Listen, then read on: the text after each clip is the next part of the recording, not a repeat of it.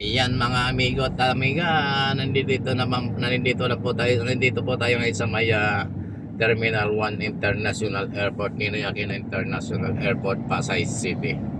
Ayan, pipick up po tayo kaya maagang-maaga yung ating biyahe sa ngayon mga amigo. Pipick up po tayo ng ating mga employee, mga ating co-employee sa ating trabaho.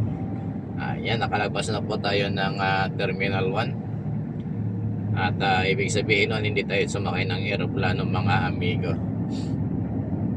Ayan, mga amigo at mga amiga, pasok na po tayo ng Parañaque City. At ayan, nasa Parañaque area na po tayo, Ninoy Aquino International Airport. Lumagpas na po tayo.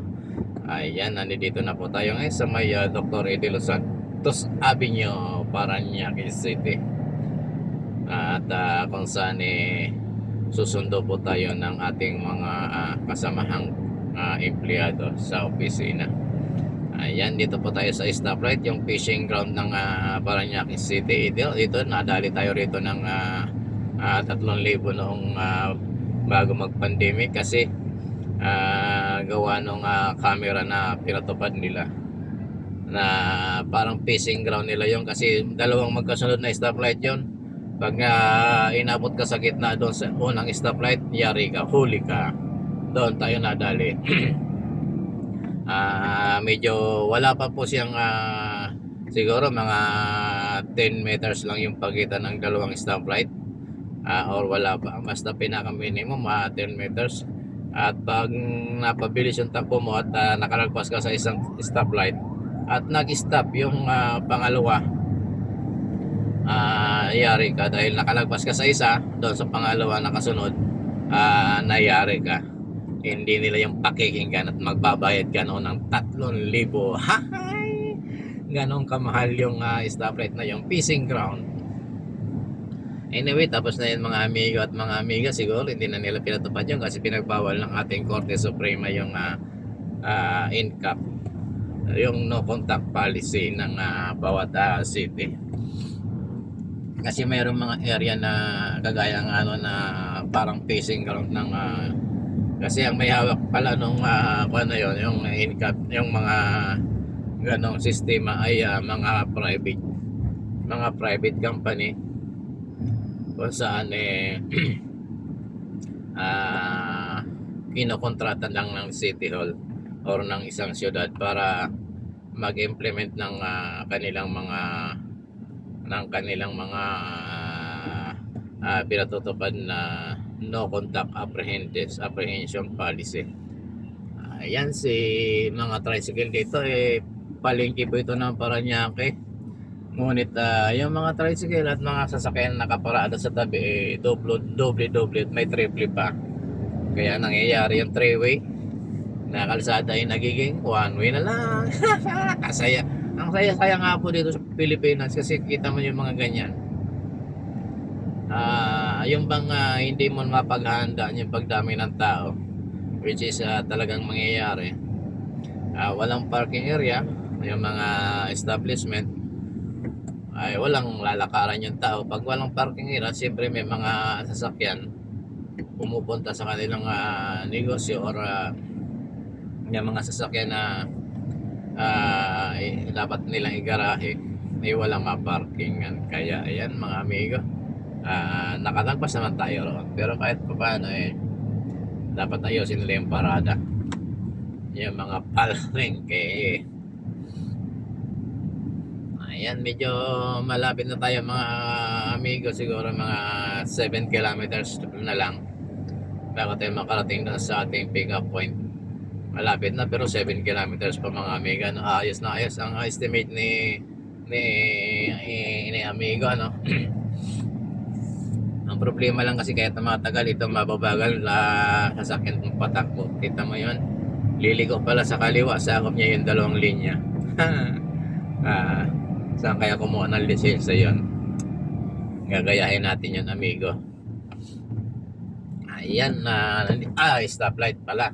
Stoplight ng Kabiasnan, medyo matraffic at malubak ang mga amigo.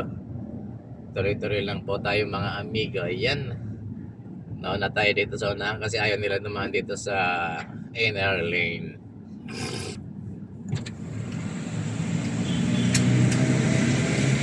Ayan mga amigo, nandito tayo sa may stoplight, stoplight ng Kapias ng Parañaque City. Naka-stop tayo, ngunit sila nakago. Ayan, hayaan natin sila at medyo mahaba-haba pa naman yung ating oras na sinabi doon sa ating boss. Susundin natin yung ating boss ng admin. Ang unang pick up po natin kasi wala tayong Las Piñas, kaya Parañaque kagad tayo mag-pick up. Ayan, shoutout sa nakamotor na bumubusina sa likod. Nagmamadali yata siya. Shoutout sa iyo kaibigan, ingat-ingat sa pagpapatakbo. Huwag ka sanang magka-problema kasi nagmamadali ka. Medyo madulas ang kalsada sa ngayon at umuulan. Ingat-ingat po tayo. Ayan mga amigo, dito na tayo sa may ginagawang LRT 2 ba to? LRT 3? I don't know what is ayan, SM City Parañaque. Sukat ang nakalagay dito, SM City Sukat, pero malayo po siya sa Sukat. Kung susukatin po talagang malayo. Ayan na natin sila. Ayan, medyo maliwanag na sa labas, pero dahil sa maulan kaya medyo madilim tingnan. Ayan, shoutout sa mga taga rito sa may SM Parañaque, SM Sukat pala, sorry, SM Sukat pa, pero malayo sa Sukat. Meron tayong isang kasama rito pero hindi natin nasabihan na dito tayo dadaan, kaya hindi natin siya pipick upin sa ngayon. Antayin na lang natin siya doon sa may pick up point.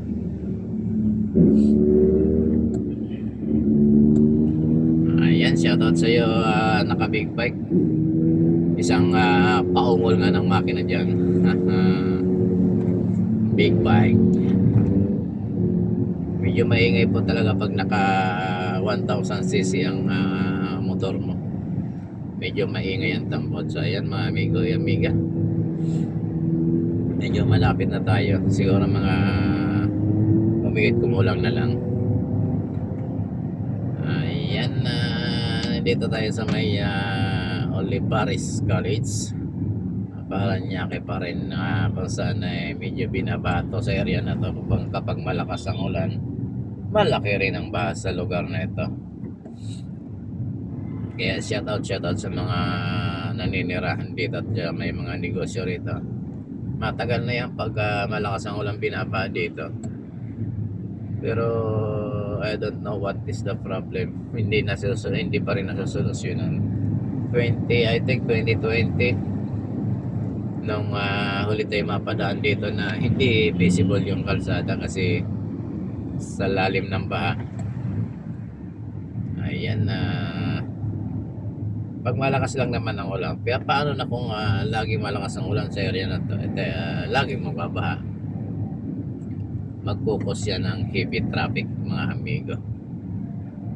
Kaya ingat po tayo sa area na to. Kung maiwasan natin pag malakas ang baha. Hanggang dito po yan na binabangan dito sa may stoplight na to or Kanaynay Avenue. Hanggang doon sa may SM yan all the way. Siguro naman ina-anticipate na ng gobyerno ito, yung local government, yung laging pagbabaha sa area na to na umaabot hanggang tuhod. Medyo malalim na yun kaya hindi makakadaan yung mga light vehicles kagaya ng dinadrive natin mga amigo. Ayan, medyo okay pa naman sa ngayon kasi wala pa namang baha mga amigo. Medyo hindi maganda yung pakiramdam natin. Kailangan natin urine, kalikasan. Ayan, dito muna tayo mga amigo. I-stop lang tayo sandali rito. Doon tayo sa unahan kasi parang iba yung may nakaupo doon sa tabi.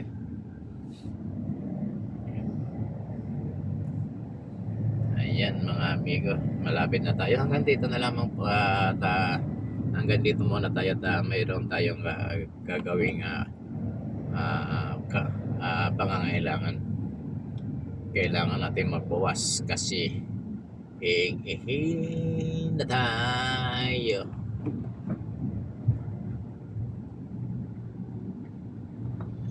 Dito tayo mga amigo.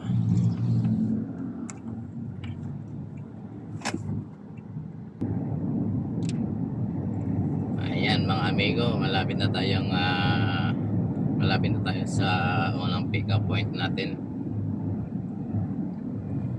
Ayan na, nakakaliwa na po tayo dito mga amigo. Dito natin pipigapin yung unang pasahero natin sa araw na ito, which is hindi natin alam kung nandiyan na sila, pero sana nandiyan na. Ayan mga amigo, magulo yung traffic mga amigo dito sa area na to, always naman walang pagbabago kasi yung mga nagta-traffic dito hindi malaman kung nasa, pero meron po naka-assign dito na traffic aid.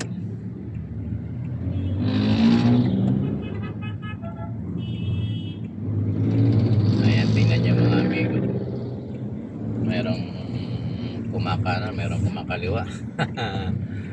Basta dito lang tayo mga amigo. Hanggang dito na lamang po mga amigo tayo sa pansamantala. Ayan, hindi natin malaman kung nandoon na sa tinatayuan nila yung ating mga pick up.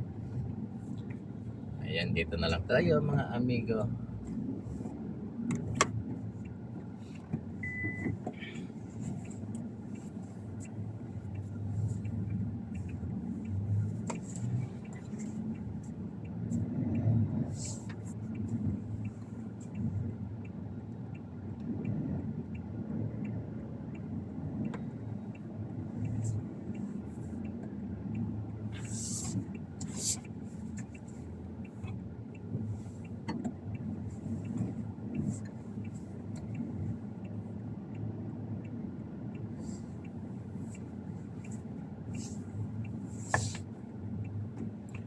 Ayan mga amigo, maraming salamat po at inaantay lang po natin yung ating pasahero dito sa may McDonald. Maraming salamat po, good morning at magandang umaga mga amigo and amiga at God bless.